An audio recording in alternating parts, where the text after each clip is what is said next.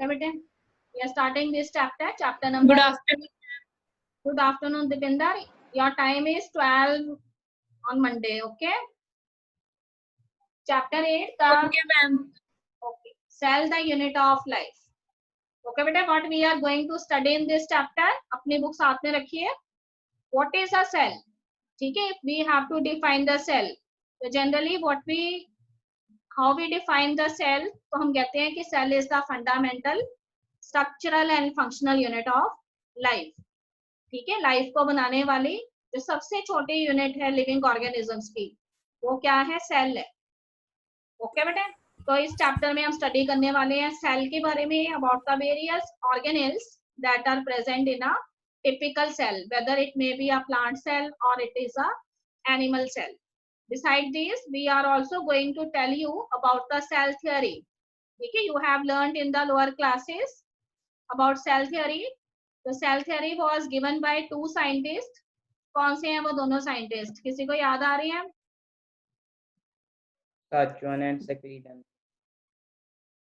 Speak up again, Jasif, loudly. Sachuan and Secretan, ma'am. Yes. Okay, bete. So we are going to study about the postulates of the cell theory. All right. तो postulates क्या है cell theory के, वो हम study करेंगे. फिर आपको बताया जाएगा about the overview of the cell. That is, we have broadly divided cells into two categories. It may be the cell of a prokaryotic organism or it may be the cell of a eukaryotic organism. So there is a wide variations between the two types of cells. Prokaryotic और eukaryotic cells में काफी ज्यादा variations होती हैं, वो आपको बताया जाएगा. ठीक है बेटे. फिर one by one each cell organelle के बारे में हम स्टडी करेंगे कि हर एक सेल ऑर्गेनेल जो है उसका स्ट्रक्चर कैसा है एंड उसका फंक्शन कैसा है. तो what is visible to you on the screen, यहाँ पे देखिए मैंने आपको दो सेल दिखाए हुए हैं. ठीक है. यहाँ पे जो दोनों सेल है इसमें ह्यूमन सेल एंड दूसरा जो है वो भी एनिमल सेल का ही डायग्राम है. So there are so many organelles that are present inside the cells. Most of the organelles are very much clear to you. A nucleus is present in the center of the cell. हमेशा cell के centre में एक nucleus होता है. And that nucleus, if it is a cell of a eukaryotic organism, this means that nucleus have its own nuclear membrane. Okay बेटे. Besides this, inside the cell, हर एक cell जो है उसकी अंदर क्या प्रेजेंट है? एक फ्लूइड लाइक मैट्रिक्स प्रेजेंट है. And this semi-fluid matrix is known as the cytoplasm of the cell.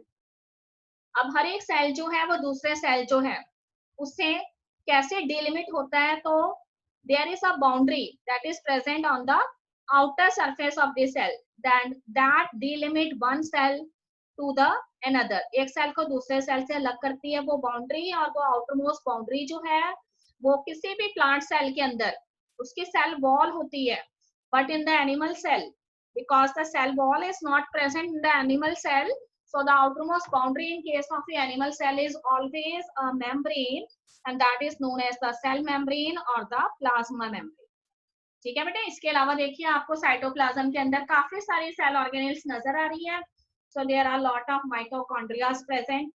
ठीक है. माइटोकॉन्ड्रिया के अलावा we have endoplasmic reticulum. so there are two types of endoplasmic reticulum. it may be rough endoplasmic reticulum or smooth endoplasmic reticulum, depending upon whether ribosomes are present on the surface or not. तो आपको मालूम है कि अगर हम rough endoplasmic reticulum की बात करते हैं तो उसकी सरफेस पे राइबोसोम्स प्रेजेंट होते हैं, और स्मूथ एंडोप्लाज्मिक रेटिकुलम की सरफेस पे राइबोसोम्स प्रेजेंट नहीं होते. ठीक है बेटे. Beside this we have Golgi apparatus. ठीक है. The scientist Camillo Golgi was the person who first described these apparatus which are known as Golgi bodies, or you can say diptozoans in case of plant cells. इसके अलावा बेटे हमें सेंट्रोइल्स नजर आते हैं, हमें छोटी छोटी सी नॉन मेम्ब्रेन बाउंड ऑर्गेनेल्स नजर आती हैं जिन्हें राइबोसोम्स कहते हैं. राइबोसोम्स जो हैं वो माइटोकॉन्ड्रिया, क्लोरोप्लास्ट और इसके अलावा रफ एंडोप्लाज्मिक रेटिकुलम पे भी प्रेजेंट होते हैं, पर साइटोप्लाज्म में भी प्रेजेंट होते हैं. ठीक है बेटे. इसके अलावा हमें एक चीज और नजर आती है, these are known as centroids. ठीक है. we have heard about a term that is spindle formation. तो आपको मालूम है जब भी कोई सेल डिवाइड करता है तो उसमें जो है खास तरह की ऑर्गेनेल्स जिन्हें सेंट्रोइल्स कहते हैं उसमें से थ्रेड लाइक स्ट्रक्चर्स अराइज होते हैं जिनको हम स्पिंडल फाइबर्स कहते हैं. On the spindle fibres what is attached, chromosomes are attached. Okay बेटे, अब कहते हैं कि ऐसा नहीं है कि हर एक सेल जो है उसके अंदर हमेशा न्यूक्लियस होगा।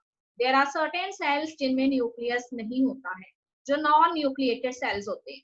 फॉर एग्जाम्पल ह्यूमन के रेड ब्लड सेल्स जो हैं वो नॉन न्यूक्लिएटेड सेल्स हैं, और जिन सेल्स के अंदर न्यूक्लियस नहीं होता है उनका लाइफ स्पैन भी कम होता है। तो आपको पता होना चाहिए कि ह्यूमन के आरबीसी सेल्स का लाइफ स्पैन सिर्फ 120 डेज का होता है, और उसके बाद फिर से आरबीसी सेल्स जो है उनको प्रोड्यूस किया जाता है बोन मैरो के द्वारा। ओके बेटे, so I am now starting the chapter what is given in the introduction.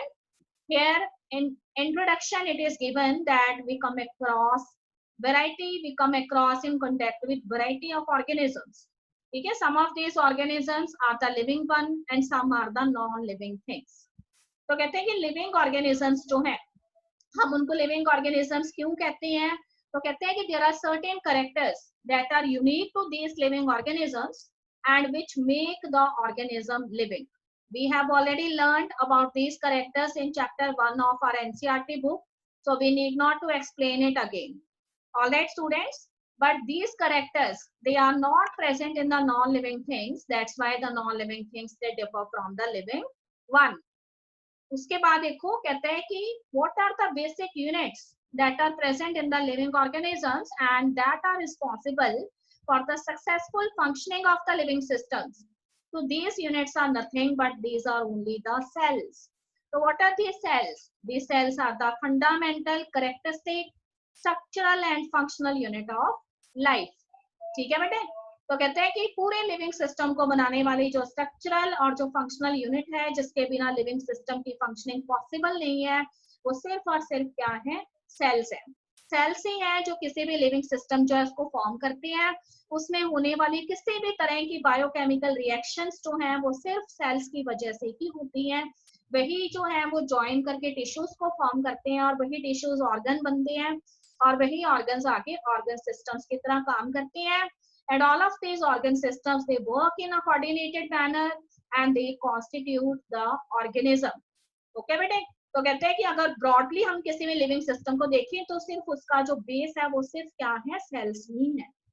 On the basis of number of cells, ठीक है, कितने सेल्स प्रेजेंट हैं किसी लिविंग ऑर्गेनिज्म में, या लिविंग ऑर्गेनिज्म की बॉडी जो है वो कितने सेल से बनी हुई है, तो उसके बेसिस पे we have divided the living organisms into two categories. They may be unicellular or they may be multicellular. If the particular organism is made up of only one cell, you can call that organism as unicellular. But if there are so many cells that form the living system, then that particular organism is known as a multicellular organism. ठीक है बेटे, अगर हमने unicellular का example देना है तो हमारे पास अमीबा है, हमारे पास पैरामीशियम है, हमारे पास यूगिलिना है। और अगर हमने मल्टी सेलुलर का एग्जांपल देना है तो हमारे पास प्लांट सेल है, एनिमल सेल्स है, ये सब कौन से हैं? मल्टी सेलुलर है। ओके बेटे, अब कहते हैं कि if we are talking about the body of a unicellular organism, then all kind of metabolic activities that are occurring in the body of the unicellular organism is only controlled by that single cell. ठीक है, वही single cell है, उसके अंदर digestion भी कर रहा है, उसके अंदर रेस्पिरेशन भी कर रहा है, उसके अंदर एक्सक्रीशन भी कर रहा है, उसके अंदर गैसियस एक्सचेंज भी कर रहा है, उसके अंदर और भी सभी तरह की मेटाबॉलिक प्रोसेस जो है वही कर रहा है। तो इसका मतलब सेल्स ही उसकी फंक्शनल यूनिट है। सेल जो है उसने सभी तरह के काम करने हैं। ओके बेटे, अब वो कहते हैं कि उस पर्टिकुलर सेल जो है उसके सक्सेसफुली फंक्शन करने की वजह से ही उस पर्टिकुलर ऑर्गेनिज्म का एग्जिस्टेंस है। इसका मतलब ओवरऑल यूनिट जो है वो सिर्फ वही सिंगल सेल है, एक यूनिसेलुलर ऑर्गेनिज्म। ओके बेटे, पर अगर हम बात करते हैं मल्टी सेलुलर ऑर्गेनिज्म की तो इतने सारे सेल्स प्रेजेंट हैं और ऐसा नहीं है कि किसी एक सेल को ही सारे फंक्शन करने हैं। तो here what is the special thing? Here these cells, they are obeying the rule of division of labour. ठीक है, these cells they associate together. इन सेल्स ने क्या किया है? अपने आप को एक ग्रुप्स के फॉर्म में अरेंज कर लिया और ये क्या बन गए हैं? टिश्यूज बन गए हैं। और टिश्यूज जो है जो सिमिलर है स्ट्रक्चर में and they are also performing the similar kind of function, they later form the organs and these organs they later worked in a coordinated manner and they form the organ systems।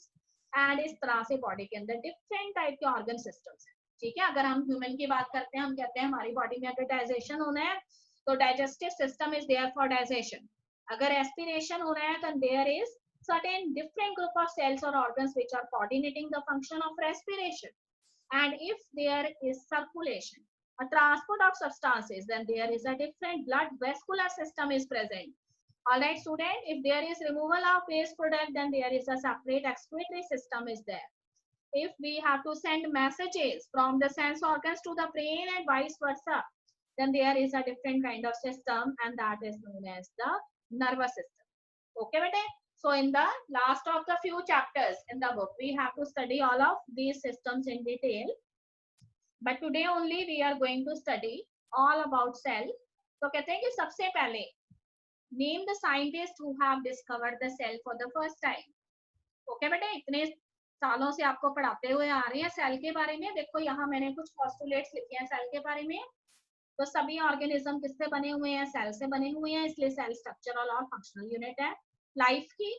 ठीक है बेटे, अगर एक cell है तो organism unicellular है, अगर बहुत सारे सेल्स हैं तो ऑर्गेनिज्म मल्टी सेलुलर है. तो कौन सा वो पर्सन है जिसने सबसे पहले सेल्स को देखा था? तो the person, the name of the person is Robert hook.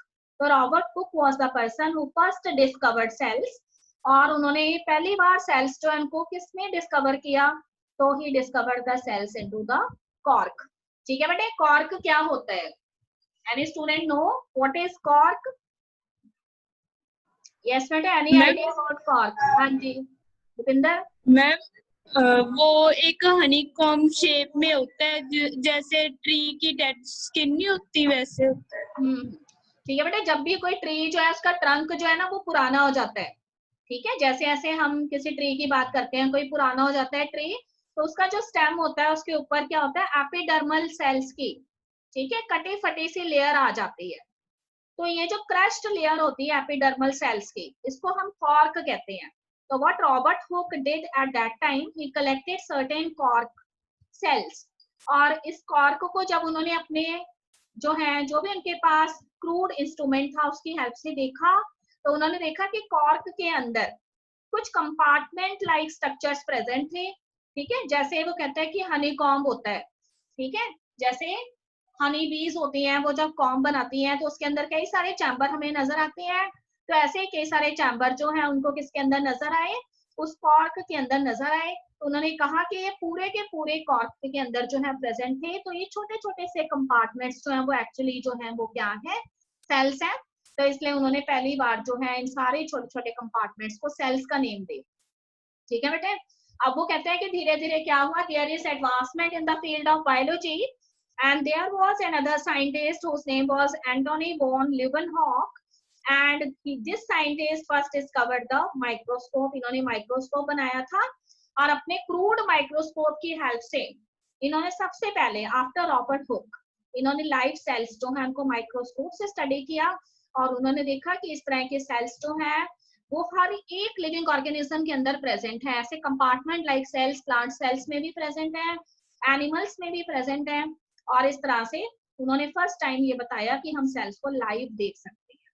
Okay बेटे, फिर there was another scientist and his name was Robert Brown. And Robert Brown जो है उन्होंने ये बताया कि सेल जो है उसके सेंटर में भी एक डेंस स्ट्रक्चर प्रेजेंट होता है, and that dense structure is known as the nucleus of the cell. This means nucleus is the control center of the cell. It is controlling all the physiological functions that are occurring inside the body of a particular cell, whether it is a plant cell or it is an animal cell. Okay, but see the picture of Robert Hooke. This was the person who first discovered the cells. ये पहली बार जो है इन्होंने sales को cork के अंदर study किया और उन्होंने कहा कि सेल्स ही बेसिक फंडामेंटल यूनिट है, स्ट्रक्चरल और फंक्शनल यूनिट है जो हर एक लिविंग ऑर्गेनिज्म में प्रेजेंट है. और वही हर एक लिविंग ऑर्गेनिज्म जो है उसके अंदर हर तरह के फंक्शन परफॉर्म करता है. ओके बेटे, here I am showing you so many different type of cells. तो देखो आपको अलग अलग तरह के सेल्स नजर आ रहे हैं. अगर हम माइक्रोस्कोप में देखेंगे हमें इस तरह के सेल्स नजर आएंगे. This is a plant cell and this is an animal cell. ठीक है बेटे, what is the basic difference between plant cells and animal cells? You have learned in your previous classes. Number 1, yes beta, any student want to speak the difference? Number 1, cell wall. presence of cell wall. Yes, presence of cell wall in case of plant cell, and it is absent in case of animal cell because animal cells are slightly flexible in nature. Okay, beta. So what is the outermost layer in case of animal cell? If cell wall is not present, then here a membrane is present, and that membrane is known as the cell membrane, or you can call it as the plasma membrane.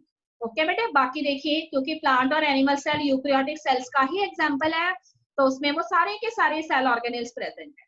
फिर nucleus को ध्यान से देखिए, there is a membrane bound nucleus present and there are so many membrane bound organelles present. Okay बेटे, उसके बाद देखिए nucleus के साथ कुछ सेल ऑर्गेनेल्स जो है वो डायरेक्टली अटैच्ड होते हैं. तो ऐसे सेल ऑर्गेनेल्स जिनका ऑरिजिन न्यूक्लियर वॉल से ही होता है उनको हम एंडो मेम्ब्रेन ऑर्गेनेल्स कहते हैं.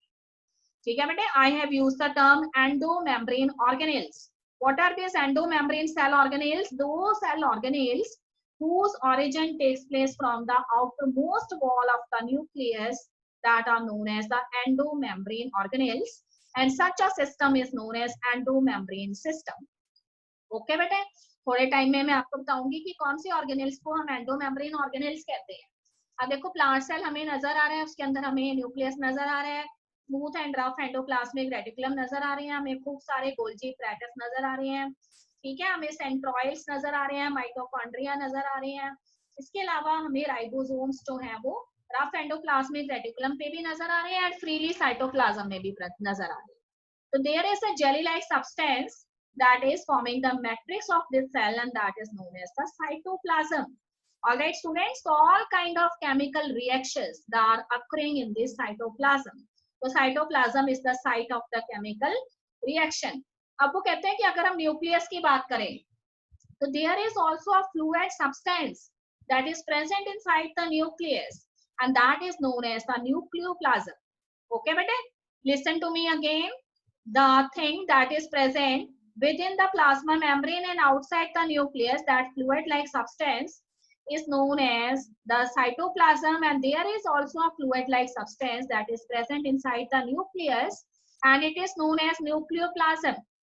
So what is protoplasm? Protoplasm is the sum of the nucleoplasm plus the cytoplasm. ठीक है बेटे, तो न्यूक्लियस में प्रेजेंट जो न्यूक्लियोप्लाज्म जो है, अगर हम उसके अंदर ऐड कर देते हैं साइटोप्लाज्म को भी, तो उसके लिए हम एक ही टर्म यूज करते हैं, and that is known as the protoplasm. Clear बेटे? तो there are so many cells that are visible to you. See here ribosomes are visible. Ribosomes के बारे में एक चीज याद रखिए कि राइबोसोम्स जो है उनकी अपनी मेम्ब्रेन्स नहीं होती हैं, वो नॉन मेम्ब्रेन ऑर्गेनेल्स होती हैं, और उनको हम प्रोटीन फैक्ट्री कहते हैं सेल की, क्योंकि प्रोटीन्स का फॉर्मेशन राइबोसोम्स में होता है. Okay बेटे, and see the next slide. So see the next one. So this is cell theory. Cell theory के बारे में हम आपको दिखा रहे हैं यहाँ पर. तो cell theory was given by two scientists jointly. ठीक है, and their name was Schwann and another scientist is Cyclidin. ठीक है बेटे, this is the correct pronunciation of the name of both the scientists, Cyclidin and Schwann. तो Cyclidin जो थे वो एक जर्मन बॉटनिस्ट थे, एंड शुआन जो थे वो एक ब्रिटिश साइंटिस्ट थे, और दोनों ने मिलकर जो है सेल थ्योरी जो है उसको फॉर्मुलेट किया. ठीक है बेटे, कैसे किया तो मैंने अभी बताया आपको कि जो सिक्लाइडिन थे, जो जर्मन बॉटनिस्ट थे, उन्होंने अपनी रिसर्च किसके ऊपर की थी? प्लांट सेल्स पे की थी. और उन्होंने कहा कि सभी प्लांट सेल्स जो हैं वो इस तरह के कंपार्टमेंट लाइक स्ट्रक्चर से मिलके बने हुए होते हैं, और ये सभी प्लांट सेल्स में ये कंपार्टमेंट लाइक स्ट्रक्चर्स प्रेजेंट हैं, and these structures are known as the cells. ठीक है बेटे, in the year 1839 another scientist whose name was Schwann, a British zoologist, तो उन्होंने एनिमल सेल्स को लिया अपनी रिसर्च के लिए, और उन्होंने कहा कि सिर्फ प्लांट सेल में ही नहीं, एनिमल सेल्स में भी इस तरह के compartments, honeycomb like compartments present हैं, और ये क्या है? सेल्स हैं. इसका मतलब सेल्स ही किसी भी लिविंग ऑर्गेनिज्म को बनाने वाली स्ट्रक्चरल और फंक्शनल यूनिट है. ओके बेटे, इसके अलावा उन्होंने ये भी कहा कि एक खास चीज है, प्लांट सेल जो है उसके अंदर आउटरमोस्ट लेयर जो है वो, आउटरमोस्ट बाउंड्री जो है वो काफी टफ है, और वो क्या है? सेल वॉल है. और सेल वॉल के बाद प्लांट सेल्स में क्या प्रेजेंट है? सेल मेम्ब्रेन प्रेजेंट है, जिसे प्लाज्मा मेम्ब्रेन कहते हैं. But in case of animal cell this cell wall is not present, whereas the outermost boundary here is the cell membrane which is known as the plasma membrane.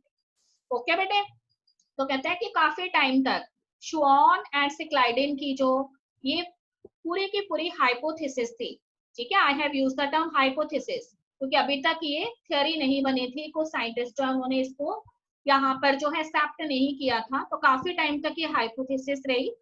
उसके बाद in the year 1855 there was another scientist and the name of the scientist was Rudolf Virchow। Okay बेटे, रिडोल्फ विर्चॉव जो है उन्होंने एक खास चीज का आंसर दिया जो ये दोनों साइंटिस्ट नहीं दे सके थे, ठीक है। जब इनसे पूछा गया था कि सेल्स जो है उनका ओरिजिन कैसा होता है, तो साइंटिस्ट जो है सिक्लाइडेन एंड शुआन उसका जवाब नहीं दे पाए। And there was a scientist Rudolf Virchow and in his own language he has used one word ominous cellulae cellula, ठीक है। ominous cellulae cellula word का क्या मतलब होता है, is all cells they originate from the pre-existing cells, ठीक है। सभी सेल्स का बर्थ जो है वो प्री एग्जिस्टिंग सेल से हुआ है, पहले से जो प्रेजेंट सेल्स हैं उन्हीं में से नए सेल्स जो हैं वो बने हैं। तो उसके बाद रुडोल्फ विर्चॉव जो थे उन्होंने सिक्लाइडेन एंड शुआन के साथ मिलकर उनकी जो हाइपोथेसिस थी उसको किसका नाम दे दिया, सेल थ्योरी का नेम दे दिया। अब ये हाइपोथेसिस सेल थ्योरी बन चुकी थी, ठीक है बेटे। तो अब वो कहते हैं कि 3 साइंटिस्ट जो हैं उनकी वजह से सेल थ्योरी जो है वो बनी। तो देखो सिक्लाइडेन एंड शुआन जो थे उन्होंने सेल थ्योरी जो है रुडोल्फ विर्चॉव की हेल्प से बनाई, और वो ये नहीं बता सके थे कि सेल्स जो हैं वो कैसे फॉर्म होते हैं। तो रुडोल्फ विर्चॉव जो उन्होंने कहा कि सेल्स जो हैं वो प्री एग्जिस्टिंग सेल से बनते हैं, और in his own language he has used the term ominous cellulae cellula, ठीक है। he modified the hypothesis of Cyclidine and Schwann and give it the final shape. Now this hypothesis is known as the cell theory। okay बेटे, see the postulates of the cell theory। यहाँ पे आपको अलग अलग तरह के sales भी नजर आ रहे हैं साथ में, ठीक है बेटे। न्यूरॉन्स आपको नजर आ रहे हैं साइड में, देखिए ग्रीन कलर के, और आपको एक साइड पे एनिमल सेल नजर आ रहे हैं। तो उन्होंने कहा कि all living organisms are composed of cells and products of cells. सभी लिविंग ऑर्गेनिज्म जो है वो सिर्फ और सिर्फ किससे बने हैं, सेल से मिलकर बने हैं या फिर सेल्स के प्रोडक्ट से मिलकर बने हुए हैं। और सभी सेल्स जो हैं वो प्री एग्जिस्टिंग सेल से अराइज होते हैं, ठीक है। तो कहते हैं कि कोई भी नया सेल बनता है तो कैसे बनता है, पुराने सेल से बनता है, प्री एग्जिस्टिंग सेल से बनता है। तो ये 2 पोस्टुलेट्स जो है यहाँ पर आए थे, जिसमें से सेकंड पोस्टुलेट जो है वो रुडोल्फ विर्चॉव के द्वारा दिया गया था, और इसी से सिक्लाइडेन एंड शुआन की जो हाइपोथेसिस थी वो सेल थ्योरी बनी।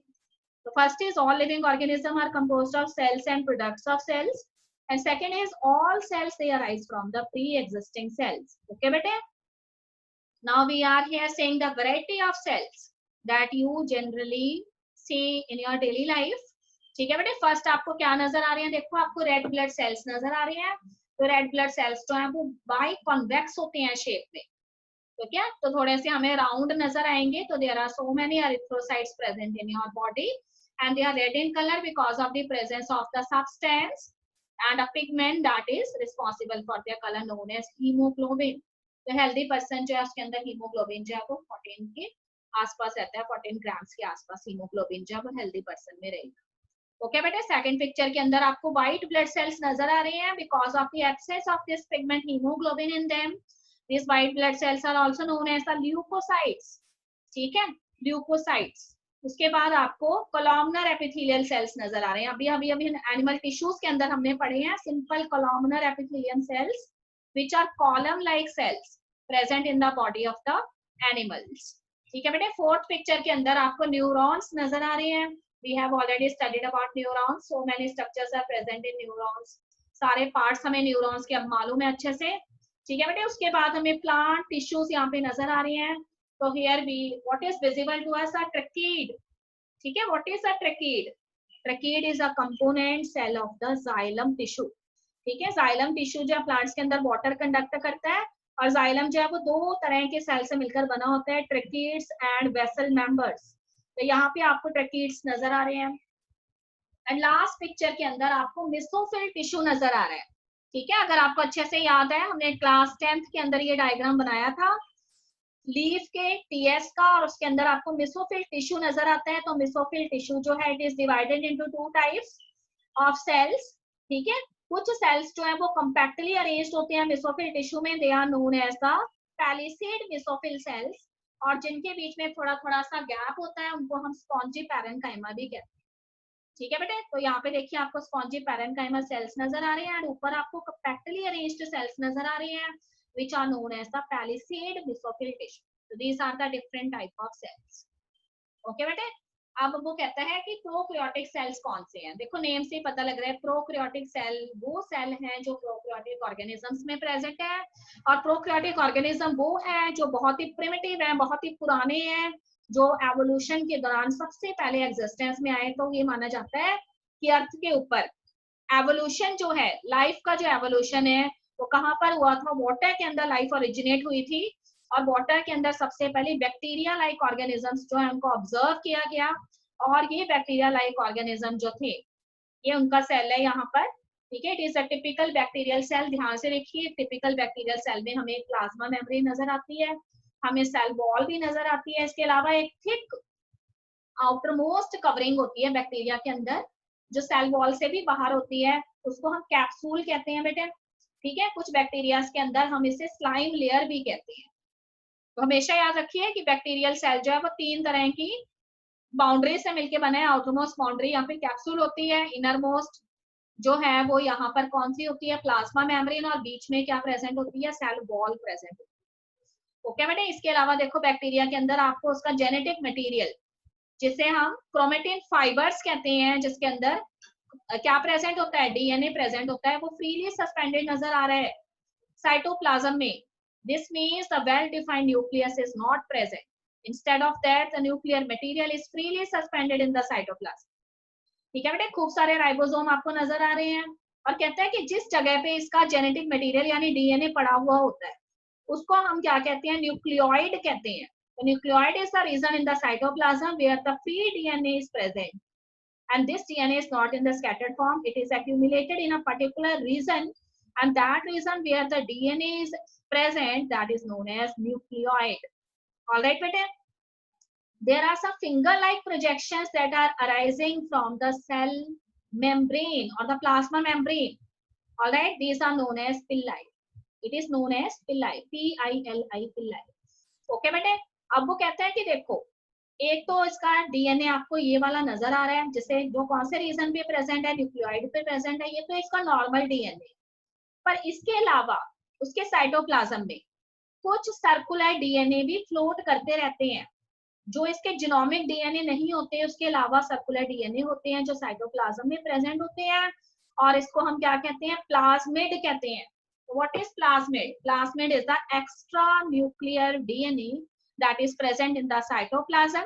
It is somewhat circular in shape, और ये माना जाता है कि इसकी वजह से बैक्टीरिया के अंदर कुछ खास फिनोटाइपिक कैरेक्टर्स नजर आते हैं। ज्यादातर बैक्टीरिया जो है वो एंटीबायोटिक जो ड्रग्स होते हैं उसके अगेंस्ट रेजिस्टेंस शो करते हैं because of the presence of this plasmids that is present in the cytoplasm of the bacteria, and it is not the genomic DNA, it is the other DNA which is circular in shape and present in the cytoplasm. Clear to all बेटे? ये वाला cell अच्छे से clear है सभी बच्चों को? Yes, speak up. Yes, ma'am. Yes, ma'am. Yes, ma'am. Okay बेटे, I'm going on the next one. See the plant cell. ठीक है, 6th स्टैंडर्ड से हम बनाते हुए आ रहे हैं अपनी कॉपीज के अंदर प्लांट सेल। तो प्लांट सेल के अंदर देखो आपको क्या क्या चीजें नजर आ रही हैं, हमें एक थिक यहाँ पे बॉल नजर आ रही है, and that wall is the cell wall. ठीक है बेटे, अब सेल वॉल जो है उससे नेक्स्ट हमें यहाँ पे क्या नजर आती है, प्लाज्मा मेम्ब्रेन नजर आती है। पर वो कहता है कि सेल वॉल और प्लाज्मा मेम्ब्रेन के बीच में भी एक खाली जगह है, और वहां पे हमें क्या नजर आती है, तो वहां पर वो कहता है कि हमें एक मिडल लेयर भी नजर आती है। ठीक है, तो ये मिडल लेयर जो है उसमें हमें कुछ कनेक्शंस नजर आते हैं, ठीक है, जिनको हम क्या कहते हैं, प्लाज्मोडेस्मेटल कनेक्शंस कहते हैं। तो ये मिडल लेयर का नेम क्या रखा होगा उन्होंने, this middle layer is known as the middle lamella. It is known as middle lamella. Always remember middle lamella cell wall और सेल मेम्ब्रेन के बीच में प्रेजेंट होती है। ठीक है बेटे, और इसका फंक्शन है सेल मेम्ब्रेन और सेल वॉल जो है उनको आपस में एसोसिएट करना। अब देखो आपको एक बड़ी सारी वैक्यूल नजर आ रही है, तो प्लांट सेल का एक सबसे बड़ा कैरेक्टरिस्टिक फीचर है कि इसमें लार्जर वैक्यूल्स प्रेजेंट होती हैं। वैक्यूल इसमें इसलिए प्रेजेंट होती है क्योंकि प्लांट्स ने फोटोसिंथेसिस करना है, और फोटोसिंथेसिस के जो प्रोडक्ट्स हैं जिन्हें हम फोटोसिंथेट्स कहते हैं उनको स्टोर भी तो करना है ना, तो इसलिए उनको क्या चाहिए, बड़ी बड़ी वैक्यूल्स चाहिए। ठीक है बेटा, देखो आपको न्यूक्लियस यहाँ पे वेल डेवलप्ड न्यूक्लियस नजर आ रहा है, और न्यूक्लियस जो है उसके अंदर एक फ्लूइड लाइक सब्सटेंस नजर आ रहा है जिसको न्यूक्लियोप्लाज्म कहते हैं। न्यूक्लियस के साथ में ही आपको एंडोप्लाज्मिक रेटिकुलम जो है वो न्यूक्लियर मेम्ब्रेन से ही अराइज होते नजर आ रहे हैं। ठीक है बेटा, इसके अलावा छोटे छोटे सी स्मॉल सर्कुलर बॉडीज नजर आ रही हैं which are known as the peroxisome. इनका फंक्शन क्या है वो मैं आपको थोड़ी टाइम बाद बताऊंगी। फिर आपको सेल मेम्ब्रेन नजर आ रही है, आपको साइटोप्लाज्म नजर आ रहा है, एंड आपको कुछ खास तरह के स्ट्रक्चर्स नजर आ रहे हैं which are known as lysosomes. ठीक है, what are these lysosomes? These lysosomes are popularly known as the suicidal bags. इनको हम suicidal bags भी कहते हैं बेटे। Why they are known as the suicidal bags? इनको suicidal bags क्यों कहा जाता है बताइए? If any student know why lysosomes are known as the suicidal bags? क्या सुसाइड कर लेते हैं ये? Yes बेटे? Ma'am, because they digest their own cell. Yes. So during the process of digestion, जब उन्होंने डाइजेशन करना होता है सेल के अंदर, तो उस सेलुलर डाइजेशन के दौरान इनमें प्रेजेंट जो एंजाइम्स होते हैं जिन्हें हाइड्रोलिसिस कहते हैं, वो एंजाइम जो है वो सेलुलर प्रोडक्ट्स का डाइजेशन तो करते ही हैं, पर साइड बाय साइड लाइसोसोम्स का खुद का डाइजेशन भी हो जाता है, तो इसीलिए हम इनको सुसाइडल बैग्स भी कहते हैं। ओके बेटे, राइबोसोम्स का दूसरा नेम मैं आपको बता चुकी है, उसको हम प्रोटीन फैक्ट्री भी कहते हैं सेल की, क्योंकि उसके अंदर प्रोटीन सिंथेसिस होती है, वो ट्रांसलेशन का जो प्रोसेस है उसके अंदर पार्टिसिपेट करती है। ठीक है बेटे, गोल्जी एपैरेटस। ठीक है, what are this Golgi apparatus? तो these are the small special type of organelles that are associated with the endoplasmic reticulum. ये एंडोप्लाज्मिक रेटिकुलम से जुड़ी हुई ऑर्गेनेल्स होती हैं और इनका मेन फंक्शन है पैकेजिंग का। तो जो भी एंडोप्लाज्मिक रेटिकुलम के अंदर सिंथेसिस होगी, आपको अच्छे से पता है कि स्मूथ एंडोप्लाज्मिक रेटिकुलम में क्या बनने हैं, फैट्स बनने हैं, और रफ एंडोप्लाज्मिक रेटिकुलम जो है उसके अंदर क्या बनने हैं, प्रोटीन्स बनने हैं ना।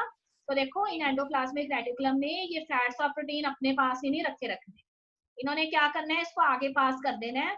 तो जो भी फैट्स और प्रोटीन स्मूथ और रफ एंडोप्लाज्मिक रेटिकुलम में बनेंगे वो आगे गोल्जी एपैरेटस को भेज दिए जाएंगे, एंड ये उसको क्या करेंगे, स्टोर करके रखेंगे। So they act as the packaging organs.